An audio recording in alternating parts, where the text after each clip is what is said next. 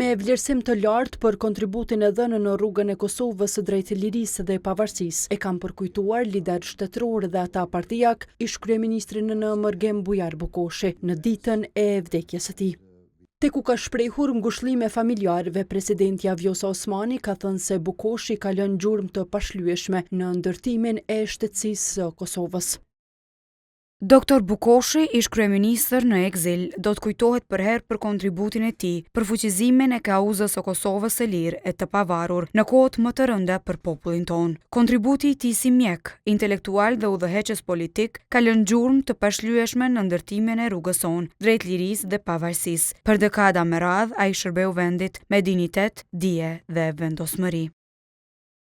Kontributin e tij në shtetëndërtimin e Kosovës e ka vlerësuar edhe kryetari i Partisë Demokratike Memli Krasniqi.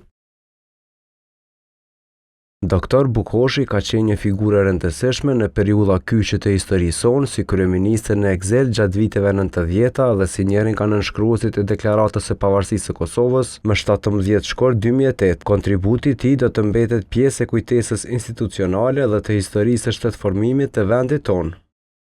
Kryetari i LDK-s Lumer Abdigjiku vlerësoi se angazhimi i tij në momentet më të vështira për Kosovën do të çmohet përjetësisht. Doktor Bukoshi ishte ndër figurat themeluese të Lidhjes Demokratike të Kosovës, më pas duke shërbyer edhe si sekretar i përgjithshëm në atë kohë. Me vizionin dhe guximin, ai dha një kontribut të jashtëzakonshëm në rrugtimin tonë drejt lirisë. Figura e tij do të mbetet për herë pjesë e pandashme e historisë sonë shtetëformuese dhe kujtimi për të do të jetojë ndër breza. Për vdekjen e Bukoshit ngushëllime ka shprehur edhe kryetari i AK-s Ramush Haradinaj. Ngushëllime të sinqerta familjes Bukoshi për ndarjen nga jeta të Dr. Bujar Bukoshit. Personaliteti i tij është i rëndësisë së veçantë në historikun institucional të Kosovës, duke qenë pjesë e tyre në ekzil dhe më vonë edhe në liri.